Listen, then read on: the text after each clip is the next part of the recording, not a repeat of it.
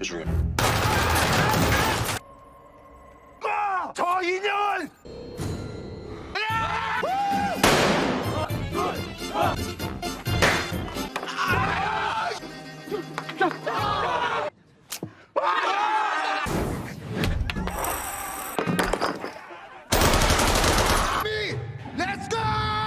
Sebelum menyaksikan alur filmnya, kami minta dukungan teman-teman semua agar channel ini bisa terus update. Silakan like, komen, dan subscribe agar kamu dapat memperoleh update film terbaru dari kami.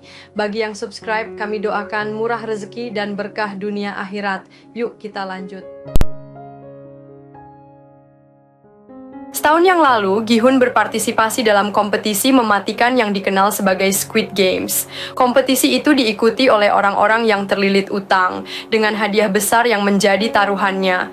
Namun, kompetisi itu juga penuh dengan bahaya. Sebagai pemenang, Gi-hun berhasil membawa pulang hadiah besar, tetapi semua peserta lainnya tewas dalam permainan itu. Sekarang Gi-hun berada di bandara, bersiap untuk terbang ke Amerika Serikat demi bertemu kembali dengan putrinya. Gi-hun menerima panggilan dari seseorang yang dikenal sebagai frontman, orang yang mengawasi permainan. Frontman memperingatkannya bahwa dia akan menyesali keputusannya, tetapi Gi-hun mengabaikannya. Dalam perjalanan kembali ke Seoul, Gi-hun berhenti di sebuah toko untuk membeli pisau. Ketika berada di kamar mandi, dia memeriksa tubuhnya dan menemukan sebuah pelacak di belakang telinganya. Dia mencabut pelacak itu dan membuangnya.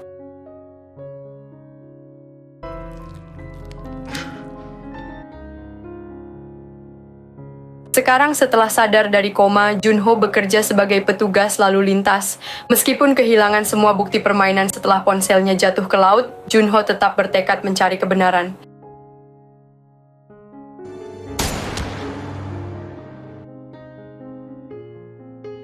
Di tempat lain, detektif Junho terbangun tanpa tahu di mana dirinya berada. Setahun yang lalu, dia menyusup ke dalam Squid Games untuk mencari saudaranya, In-ho, yang ternyata adalah frontman.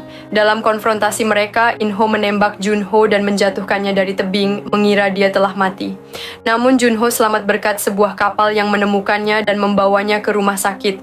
Sekarang setelah sadar dari koma, Junho bekerja sebagai petugas lalu lintas. Meskipun kehilangan semua bukti permainan setelah ponselnya jatuh ke laut, Junho tetap bertekad mencari kebenaran. Gi-hun sementara itu bersembunyi di sebuah motel yang dilengkapi dengan banyak kamera keamanan. Suatu malam, dia bermimpi buruk tentang frontman yang muncul di pintunya dengan membawa 2 kepala manusia. Ketika terbangun, Gi-hun menemui rentenir bernama Tuan Kim dan asistennya Woo Seok. Dia menyewa mereka untuk mencari orang yang merekrut pemain baru untuk permainan tersebut. Namun setelah beberapa waktu tanpa hasil, Gi-hun meningkatkan bayaran mereka dan bahkan menawarkan hadiah besar untuk siapapun yang bisa menangkap perekrut tersebut. 무조건 반 준다. 오케이. Tuan Kim dan Woo Seok mengorganisir sebuah tim besar termasuk sekelompok gangster untuk membantu mencari perekrut. Mereka menyebar ke setiap stasiun kereta bawah tanah, memeriksa siapapun yang mencurigakan. Suatu malam mereka akhirnya melihat seorang perekrut sedang bermain permainan menampar dengan seorang pria bernama Myung-gi yang kemudian menerima undangan untuk bergabung. Ketika perekrut meninggalkan stasiun, Kim dan Woo Seok mengikutinya sambil memberitahu Gi-hun.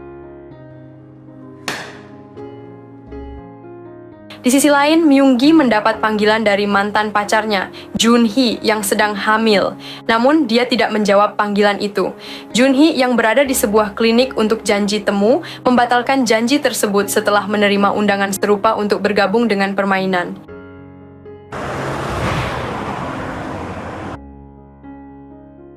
Sementara itu, perekrut melanjutkan aksinya di sebuah taman, mendekati para gelandangan dan memberi mereka pilihan antara roti gulung atau kartu gosok. Tidak ada yang menang, dan perekrut dengan sinis menginjak-injak roti yang tersisa sambil mengejek mereka. Gi-hun terus memburu perekrut dengan bantuan Kim dan Woo Seok. Mereka akhirnya berhasil mengikuti perekrut ke sebuah gang, tetapi perekrut itu berhasil melawan dan mengalahkan mereka berdua dengan mudah.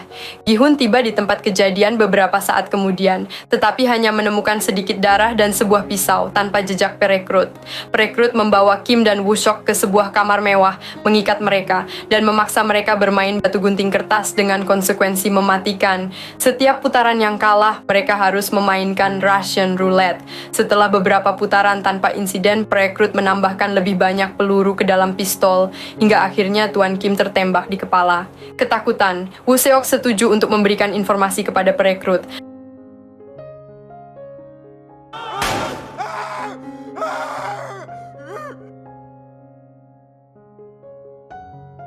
Malam itu Junho menemukan dokumen penting di kantor Tuan Kim, termasuk alamat motel tempat Gi-hun bersembunyi.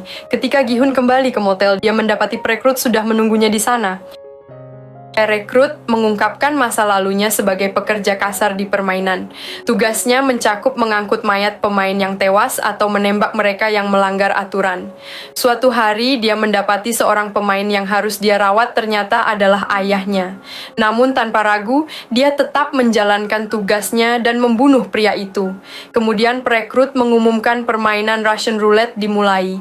Senjata berpindah tangan beberapa kali tanpa insiden, hingga akhirnya peluru mengenai diri. Perekrut tewas seketika dan Gi-hun menemukan sebuah amplop hitam di saku jasnya.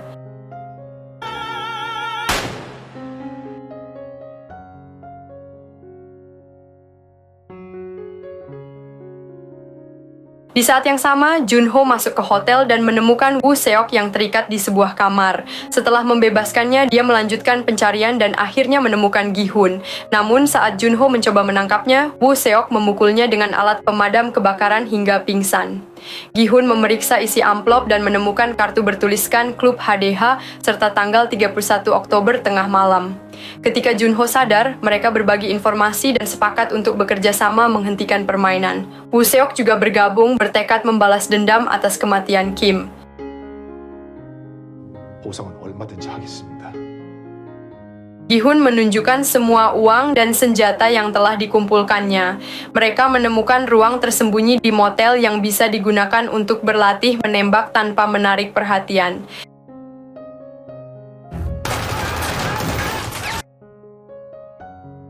Di tempat lain, No Eul, seorang wanita pekerja keras, tidur di mobilnya di tempat parkir taman hiburan. Seorang polisi mengetuk jendelanya dan memperingatkan bahwa dia tidak boleh terus melakukan ini. Keesokan harinya, No Eul menjalani pekerjaannya sebagai maskot taman hiburan dengan penuh dedikasi. Seorang gadis kecil memberinya hadiah berupa gambar. Setelah selesai bekerja, No Eul membawa sedikit uang yang dia peroleh kepada seorang broker, berharap dapat menyelamatkan putrinya yang masih berada di Korea Utara. Namun, broker itu mengecewakannya, mengatakan tidak ada yang bisa dilakukan lagi. Malam itu, seorang perekrut baru mendekati No Eul, memberinya undangan ke permainan. Keesokan harinya, dia berhenti dari pekerjaannya dan menelepon nomor di kartu untuk menerima tawaran tersebut. Setelah itu, dia membakar kartu undangan dan gambar pemberian anak kecil itu.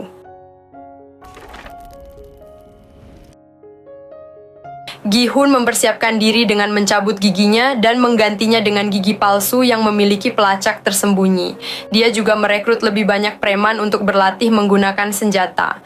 Sebelum hari yang ditentukan tiba, Gi-hun menelepon putrinya tetapi tidak berani berkata apa-apa, hanya mendengarkan suaranya sebelum menutup telepon. Pada malam Halloween, klub tempat pertemuan berlangsung dipenuhi orang-orang yang berpesta. Gi-hun dan Woo Seok menyelinap ke dalam sementara Junho berjaga di luar. Junho melihat dua orang berpakaian seragam penjaga permainan dan mengikuti mereka masuk. Namun dia terlambat. Para penjaga berhasil melumpuhkan Woo Seok dengan alat setrum dan mengusir Gi-hun keluar dari klub. Junho menemukan Woo Seok dalam keadaan pingsan, tetapi melihat sinyal pelacak Gi-hun bergerak menjauh. Dia segera memperingatkan para preman. Gi-hun dibawa ke dalam limusin sementara para preman mengikuti dari belakang. Frontman berbicara kepada Gi-hun melalui pengeras suara di dalam mobil, menegaskan bahwa permainan tidak akan dihentikan selama sistem terus menghancurkan kehidupan orang-orang. Saat mereka mencapai jalan sepi, penembak jitu di atap atas bangunan mulai menembaki ban mobil para preman, memaksa mereka berhenti. Gi-hun mencoba menembak kaca limusin, tetapi kaca itu anti peluru. Terdesak, Gi-hun memutuskan untuk menjadi sukarelawan dalam permainan lagi. Gas tidur memenuhi mobil, membuatnya pingsan.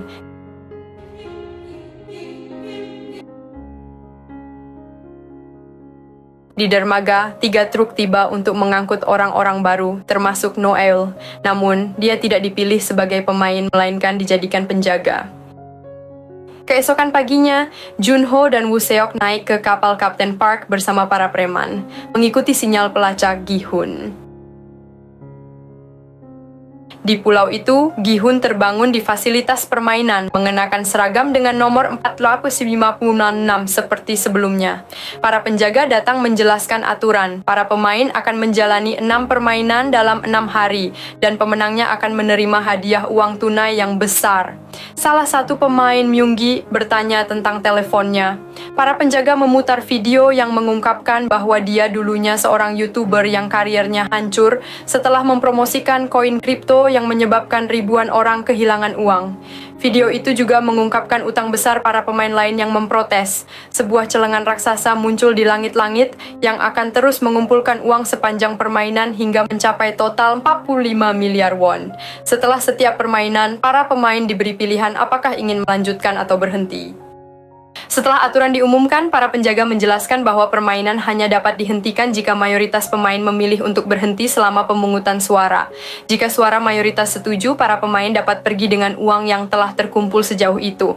Namun jika mereka tetap bermain, mereka tidak dapat keluar sampai permainan selesai, dan siapapun yang tidak mematuhi akan dieliminasi. Kericuhan terjadi ketika Yong-sik menyadari ibunya yang sudah tua, Geum-ja, juga menjadi salah satu pemain. Meski ia memprotes keras, permainan tidak memedulikan usia atau kondisi siapapun. Langkah berikutnya adalah para pemain harus menandatangani formulir persetujuan. Ketika giliran Myung-gi, dia didekati oleh Namgyu dan seorang rapper bernama Thanos, yang sebelumnya kehilangan uang mereka akibat skema penipuan kripto Myung-gi. Thanos menjadi agresif, tetapi Namgyu berhasil menenangkan situasi sebelum berujung pada kekerasan.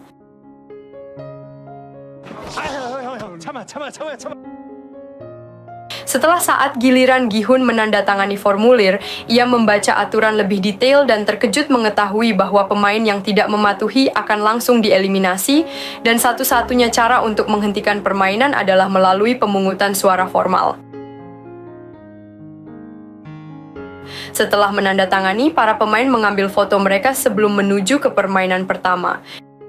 Di antara para pemain, Gi-hun bertemu teman lamanya, Jung-bae, dan memperingatkannya untuk tetap berada di dekatnya. Sementara itu, Junho dan timnya mengikuti sinyal pelacak dari Gi-hun hingga mereka tiba di pulau. Namun saat menyisir area, mereka menemukan pelacak itu di antara alat-alat nelayan. Tampaknya pihak permainan telah melepas pelacak dari gigi palsu Gi-hun saat ia dibius. Para pemain kemudian digiring ke halaman besar, tempat sebuah boneka raksasa berdiri di ujungnya. Permainan pertama diumumkan, lampu merah, lampu hijau. Para pemain harus mencapai ujung halaman dalam waktu 5 menit, tetapi mereka hanya boleh bergerak saat boneka berkata lampu hijau. Jika boneka berkata lampu merah, semua orang harus diam. Siapapun yang terdeteksi bergerak akan dieliminasi.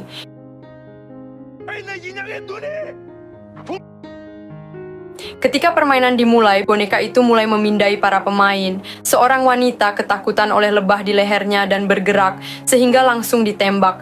Panik melanda saat beberapa pemain mencoba melarikan diri, tetapi mereka ditembaki oleh penjaga, termasuk No Eol, yang menembak tanpa ragu dari posisinya. Melihat kekacauan, Gi-hun mengambil alih dan memberitahu semua orang kapan harus bergerak dan kapan harus berhenti, memastikan kelompok besar tetap aman. Beberapa pemain mengikuti instruksinya, sementara yang lain tetap tewas karena panik atau melanggar aturan. Dengan mengikuti strategi Gi-hun, banyak pemain yang berhasil melintasi garis akhir. Meskipun No Eol menembak seorang wanita yang gemetar, melanggar aturan dengan membunuh pemain yang sudah aman. Saat permainan berakhir, 91 pemain tewas dan 395 masih hidup. Kembali ke kamar bersama, para pemain mulai memohon untuk hidup mereka dan mempertimbangkan untuk menghentikan permainan. Gi-hun mengingatkan mereka bahwa mereka dapat memilih untuk berhenti sekarang, tetapi para penjaga lebih dulu mengisi celengan besar dengan uang yang telah terkumpul.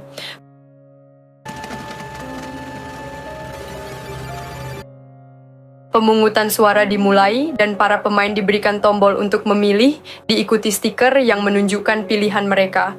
Ketegangan meningkat ketika jumlah suara mencapai seri. Hanya pemain nomor 001 yang tersisa untuk memberikan suaranya.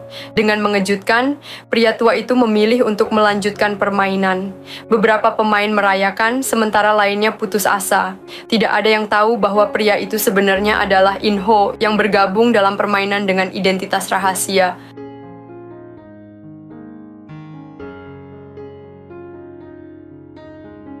Selama makan malam, para pemain meminta tips kepada Gi-hun untuk permainan berikutnya.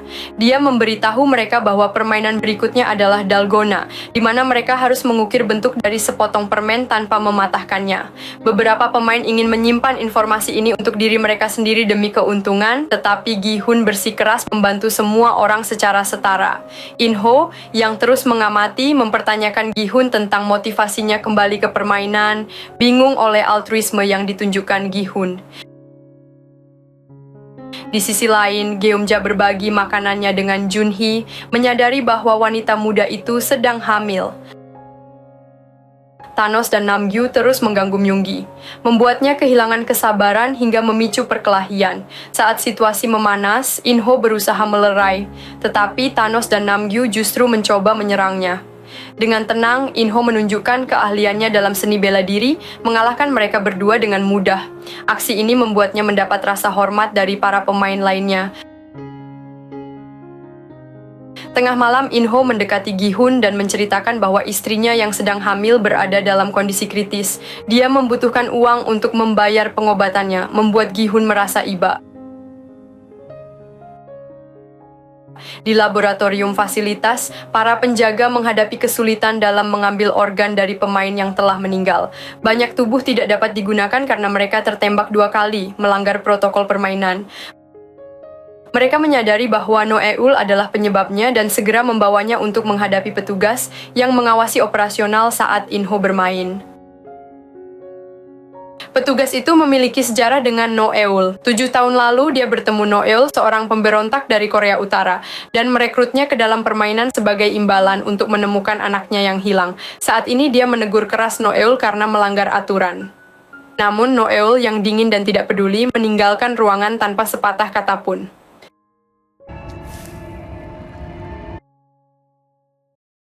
Di Seoul, Junho berusaha mendapatkan bantuan dari kepolisian, tetapi mereka menolak bertindak tanpa bukti konkret. Frustrasi, dia menginstruksikan Woo Seok dan timnya untuk terus mencari pulau-pulau di sekitar daerah itu. Namun Park memperingatkan mereka bahwa kondisi cuaca buruk membuat pelayaran berisiko. Keesokan harinya, Thanos terus mencuri permen bahagia yang dia sembunyikan. Di sisi lain, Junhee mendekati Myunggi, memberitahunya bahwa dia berencana untuk menjaga bayinya, meskipun itu bertentangan dengan kesepakatan mereka sebelumnya. Ketegangan antara mereka terpotong saat pengumuman permainan kedua. Namun, permainan yang diumumkan bukanlah dalgona seperti yang diprediksi Gi-hun. Para pemain dibawa ke halaman dan diminta membentuk tim beranggotakan 5 orang. Banyak pemain tidak lagi mempercayai Gi-hun, sehingga dia akhirnya berada di tim bersama In-ho, Jung-bae, Dae-ho, dan Junhee. Permainan kedua adalah berkaki 6 pentathlon. Setiap tim harus mengikat kaki mereka bersama-sama dan maju melalui 5 permainan mini di setiap tanda 10 meter. Tim yang menang di setiap permainan dapat melanjutkan ke tanda berikutnya. Ada 5 menit untuk menyelesaikan semuanya, dan tim harus memutuskan siapa yang akan bermain di setiap permainan.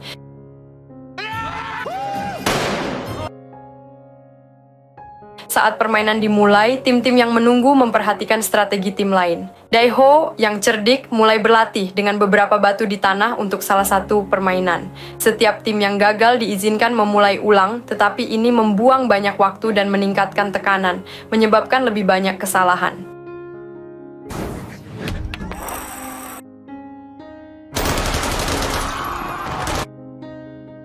Alih-alih memerhatikan strategi, Namgyu sibuk meminta Thanos membagikan permen bahagianya. 진짜 병신이네. 졸려. Ketika babak pertama selesai, kedua tim yang bermain gagal menyelesaikan tantangan, sehingga semua pemainnya ditembak mati di tempat. No Iul, seperti biasa, memastikan untuk menembak mereka sekali lagi sebelum tubuh mereka dibawa ke dalam peti mati. Giliran berikutnya adalah tim Geumja. Yongmi, salah satu anggota timnya, sangat gugup sehingga dia terus membuat kesalahan. Namun Hyunju dengan lembut menenangkannya, dan dia akhirnya berhasil menang. Yongsik gagal pada lemparan batu pertama, tetapi berhasil pada percobaan kedua. Geumja tampil baik dengan potongan-potongan kecil dan berhasil menang dengan dukungan dari putranya. Penonton bersorak untuk timnya, tetapi anggota tim kelima menjadi terlalu gugup setelah melihat darah di tanah. Dia bahkan tidak bisa menyiapkan gasing untuk permainan berikutnya. Hyunju kehilangan kesabaran, menampar anggota tim tersebut dan mengancamnya sampai dia berkonsentrasi. Dengan motivasi paksa ini, dia berhasil menyelesaikan tantangannya.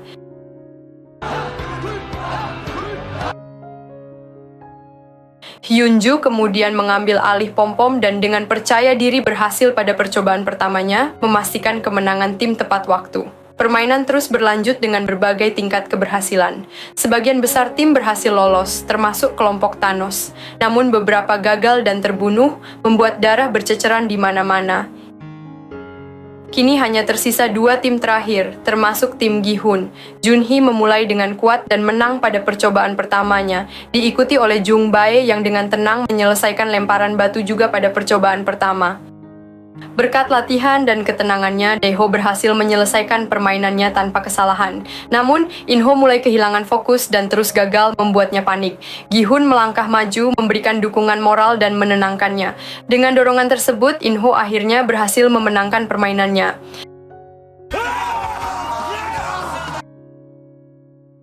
Dengan hanya beberapa detik tersisa, Gi-hun mencoba menendang pom-pomnya.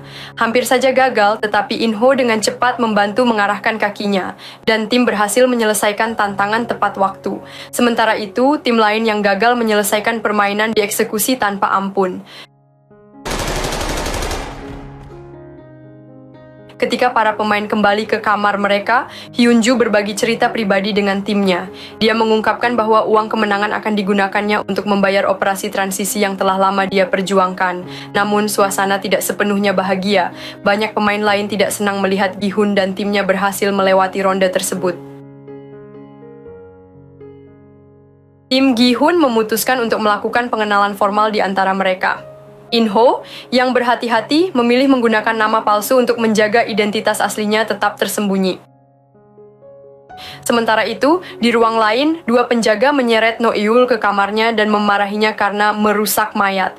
Mereka mengancamnya dengan pisau, melukai pipinya sebagai peringatan terakhir. Jika dia melanggar aturan lagi, mereka berjanji akan memotong jarinya. Tidak lama kemudian, para penjaga memasuki ruang utama para pemain untuk menambahkan uang ke celengan besar. Mereka mengumumkan bahwa 110 pemain telah meninggal selama pertandingan terakhir, menyisakan hanya 255 pemain yang bertahan. Saatnya memilih apakah permainan akan dilanjutkan atau dihentikan. Tim Gi-hun, termasuk Inho, sepakat untuk memilih berhenti. Namun, Yongsik yang mengabaikan kekhawatiran ibunya memilih untuk melanjutkan permainan. Suara tersebut kembali imbang, memicu perdebatan sengit di antara para pemain. Inho memberikan pidato penuh emosi untuk mencoba meyakinkan semua orang agar berhenti. Tetapi seorang pria tua bersikeras bahwa uang di celengan masih belum cukup untuk membayar hutang besar yang dimiliki kebanyakan dari mereka. Pria itu mulai menyanyikan lagu Satu Permainan Lagi yang dengan cepat menarik dukungan dari banyak pemain lain. Pada akhirnya, keputusan untuk melanjutkan permainan kembali menang.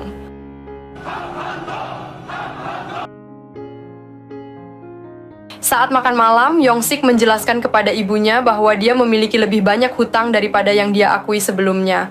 Namun, Geumja tetap kecewa dengan keputusan putranya. Di sisi lain, tim Gi-hun juga tidak senang dengan Jung Bae yang memilih untuk tetap tinggal, tetapi mereka memutuskan untuk mempertahankannya dalam kelompok. Mereka bahkan memberikan Junhee sedikit makanan tambahan untuk bayi yang dikandungnya. Di kamar mandi, tim Thanos kembali mengganggu Myung-gi karena dia memilih untuk berhenti. Saat situasi hampir berubah menjadi perkelahian, In-ho muncul dan Thanos langsung mundur ketakutan. Ketegangan meliputi seluruh ruangan, setiap orang menjadi waspada. Gi-hun menyarankan timnya untuk tidur di bawah tempat tidur secara bergantian berjaga untuk menghindari serangan mendadak. Tengah malam, Geum-ja meminta izin kepada penjaga untuk pergi ke kamar mandi. Meskipun penjaga awalnya menolak, dia berhasil memohon dengan tangisan dan akhirnya diizinkan pergi. Sebagai langkah berjaga-jaga, dia membawa pisau kecil yang disembunyikan di rambutnya. Keesokan paginya, Junho membagi timnya menjadi 2 kelompok untuk mempercepat pencarian mereka di pulau-pulau sekitar. Sementara itu, para pemain di fasilitas permainan dibawa ke sebuah ruangan besar yang menyerupai komedi putar untuk permainan ketiga yang disebut Mingle.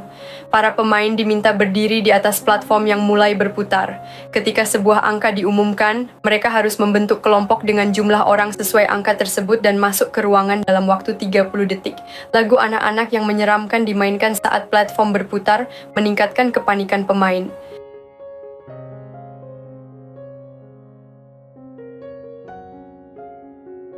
Angka pertama yang diumumkan adalah 10. Pemain dengan cepat menangkap siapa saja yang ada di dekat mereka untuk membentuk kelompok dan berlari ke pintu. Beberapa yang tertinggal langsung dieksekusi oleh penjaga. Setelah mayat-mayat tersebut dibawa pergi, angka berikutnya diumumkan. 4. Kali ini kepanikan semakin meningkat dan tim-tim dari permainan sebelumnya terpaksa berpisah. Sebagian besar berhasil menemukan cukup pasangan untuk melanjutkan, tetapi ada satu kelompok yang hanya memiliki 3 orang. Para penjaga tidak hanya menembak mereka yang tertinggal di platform, tetapi juga kelompok yang jumlahnya salah. No Eul, yang sebelumnya sering melanggar aturan, kali ini mengikuti protokol dengan benar, menembak mayat hanya 1 kali seperti yang diinstruksikan. Para pemain kembali ke platform untuk melanjutkan permainan Mingle, dan angka berikutnya yang diumumkan adalah 3. Kepanikan kembali melanda, dan suasana menjadi semakin tegang setelah perpisahan pada ronde sebelumnya. Yongsik ditarik oleh 2 pria ke dalam kelompok baru, meninggalkan Geum-ja tanpa pilihan selain bergabung dengan In-ho dan Gi-hun. Saat mereka menunggu giliran, In-ho mulai memanipulasi Geum-ja dengan pertanyaan-pertanyaan yang tampaknya tidak berbahaya. Dia dengan licik menanam keraguan tentang Yongsik, membuatnya terlihat seperti anak yang egois dan tidak mempedulikan ibunya. Meskipun Geum-ja mencoba membela putranya, benih keraguan mulai tumbuh di dalam pikirannya. Ketika ronde berakhir dan para pecundang dieksekusi, Geum-ja bertemu kembali dengan Yongsik yang langsung menangis dan memeluknya erat. Namun, ketegangan belum usai. Angka berikutnya yang diumumkan adalah 6.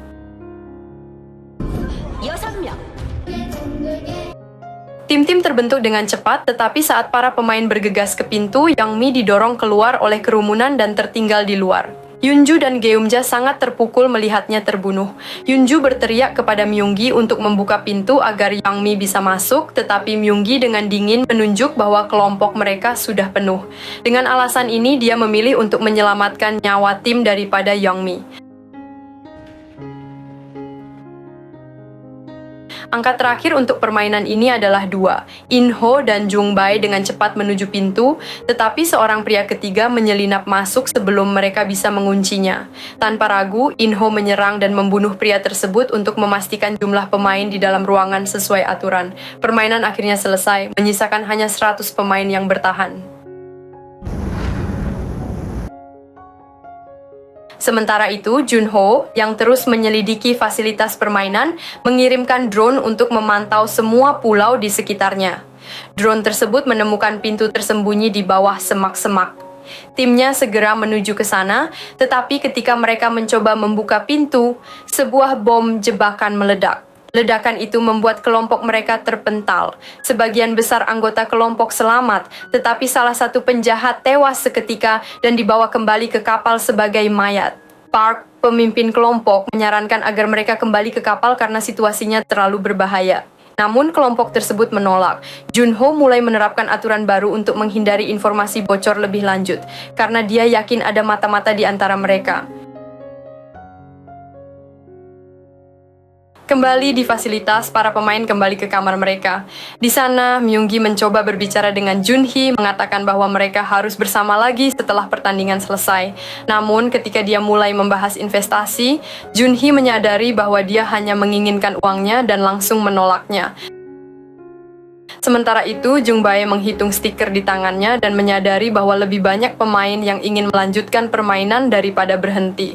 Gi-hun berinisiatif untuk berbicara dengan para pemain tersebut agar mengubah keputusan mereka. Namun, In-ho memperingatkannya bahwa jika mereka terlalu memaksa, para pemain bisa semakin marah dan tim mereka tidak akan mampu menghadapi konsekuensi dari itu.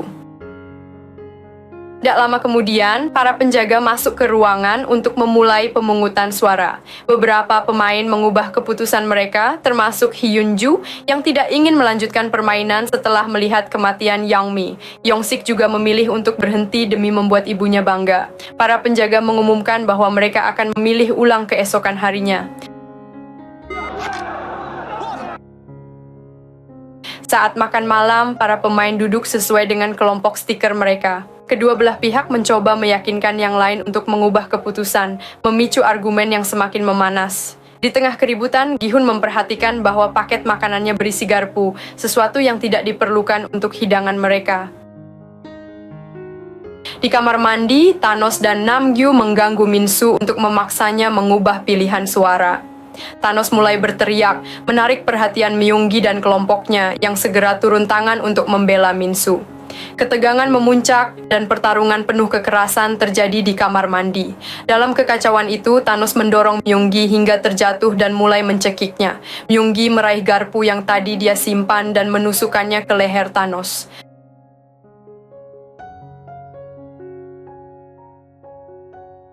Dalam kepanikan, pemain lain mengambil garpu tersebut dan menggunakannya untuk menyerang yang lain, meningkatkan jumlah korban. Pertarungan brutal ini juga memecahkan cermin kamar mandi, memberikan pecahan kaca yang kemudian digunakan sebagai senjata improvisasi. Kamar mandi berubah menjadi medan pembantaian yang penuh darah, sementara Minsu berhasil melarikan diri dari kekacauan. Ketegangan memuncak di kamar mandi ketika dua penjaga di luar mendengar keributan, namun mereka tidak mengambil tindakan apapun, membiarkan situasi berkembang. Tak lama kemudian, 5 kematian diumumkan di ruang utama, dan jumlah uang di celengan bertambah. Orang-orang yang kembali dari kamar mandi membawa aura tegang dan segera mulai saling menuduh atas siapa yang memulai pertarungan, mencoba menjatuhkan tim lain agar terlihat buruk. Perdebatan semakin memanas hingga mereka menyadari bahwa tim yang ingin berhenti sekarang memiliki lebih banyak anggota. Di kapal, salah satu penjahat menemukan Park sedang mengutak-atik drone. Sebelum dia bisa bertindak, Park dengan cepat menusuknya dan melempar tubuhnya ke air. Ketika seorang pria lain datang untuk menyelidiki suara itu, Park dengan tenang mengelabui mereka dengan alasan bahwa ombak telah menghantam beberapa kotak. Kembali ke fasilitas, para penjaga menerima perintah untuk bersiap menghadapi permainan khusus. Gi-hun, yang mencurigai tim lain akan menyerang di malam hari, mencoba merencanakan langkah selanjutnya bersama timnya. In-ho menyarankan agar mereka menyerang terlebih dahulu, tetapi Gi-hun menentang gagasan itu. Dia menekankan bahwa mereka seharusnya bekerja sama untuk melawan orang-orang yang bertanggung jawab atas permainan ini, bukan saling membunuh. Rencana Gi-hun adalah menunggu pertarungan dimulai di ruangan dan memanfaatkan kekacauan untuk mencuri senjata dari penjaga. Namun, situasi berubah semakin kacau ketika Namgyu yang telah mencuri kalung Thanos dan meminum terlalu banyak permen bahagia mulai menunjukkan perilaku aneh. Dia mengungkapkan bahwa dia memiliki garpu dan Junhee merasa kasihan padanya, menyuruhnya bersembunyi ketika pertarungan dimulai. Ketika lampu dimatikan, kegelapan total melanda ruangan. Para pemain mulai saling menyerang dan darah tumpah kemana-mana. Dalam kekacauan itu, Gi-hun dan timnya bersembunyi di bawah tempat tidur, mencoba menghindari pertarungan. Tim lain menyerang dengan brutal, dan seringkali para pemain bahkan tidak tahu siapa yang mereka bunuh karena gelapnya ruangan. Minsu melempar beberapa gelas untuk mencoba membunuh Namgyu, tetapi bidikannya meleset. Namgyu, yang menggunakan pecahan gelas sebagai senjata, melanjutkan pembunuhan dengan kegilaan. Gi-hun, yang menyaksikan semua ini dengan hati berat, memilih untuk tidak terlibat, menganggapnya sebagai pengorbanan kecil demi menghindari lebih banyak kematian di masa depan. Ketika lampu akhirnya menyala, para penjaga masuk untuk menghentikan pertarungan. Gi-hun dan timnya berpura-pura mati. Saat penjaga memeriksa mereka, Gi-hun dan timnya menerkam, berhasil mencuri senjata dari penjaga. Para pemain mulai menembaki penjaga, membunuh sebagian besar dari mereka, sementara yang lainnya bersembunyi di balik tempat tidur untuk membalas tembakan. Dengan semakin banyak penjaga yang terbunuh, para pemain mendapatkan lebih banyak senjata. Karena situasi yang tidak terkendali, seorang petugas memerintahkan penjaga yang tersisa untuk keluar dari ruangan dan pintu segera dikunci. Namun satu penjaga tertinggal dan dijadikan sandera. Salah satu pemain yang bersenjata ingin membunuh semua pemain yang menyerang malam itu, tetapi Gi-hun menghentikannya. Sementara itu, Hyun-ju menembaki kamera keamanan dan Gi-hun serta Jung-bae memberikan pidato yang mengajak pemain lain untuk bergabung dalam pemberontakan melawan bos permainan. Yong-sik ingin bergabung tetapi Geum-ja melarangnya. Junhee juga memberi isyarat pada Myung-gi agar tetap bertahan. Meski hanya sedikit yang bergabung dengan mereka, kelompok tersebut tetap bertekad untuk melanjutkan rencana mereka. Dengan membagi senjata dan menggunakan radio untuk berkomunikasi, Hyun-ju melatih mereka menggunakan senjata yang lebih canggih, memanfaatkan pengalamannya sebagai sersan di pasukan khusus. Setelah itu, kelompok tersebut memaksa penjaga yang menjadi sandera untuk membimbing mereka ke kantor admin. Namun di tangga berwarna-warni, mereka disergap oleh lebih banyak tentara yang langsung melepaskan tembakan. Baku tembak pun terjadi, dan tim dengan cepat menjatuhkan para penjaga tanpa banyak kesulitan. Mereka menghancurkan kamera di sepanjang jalan dan terus bergerak maju, mengambil peluru dari tubuh tentara yang gugur. Ketika mereka hampir mencapai pintu kantor admin, lebih banyak penjaga muncul dan memulai baku tembak lagi. Penjaga sandera mereka terbunuh dalam serangan itu. Saat tembak-menembak berlangsung, Gi-hun dan Jung-bae memutuskan untuk maju lebih jauh, membuka setiap pintu di koridor untuk mencari jalan masuk. Namun, setiap pintu yang mereka buka tampak terhalang, membuat mereka semakin frustasi dan putus asa. Gi-hun memperhatikan sensor di dinding dan dengan cepat memasang topeng tentara yang dia temukan.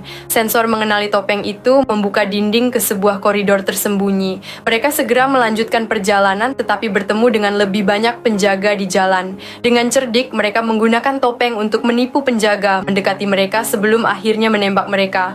Namun suara tembakan menarik lebih banyak penjaga yang datang mengejar.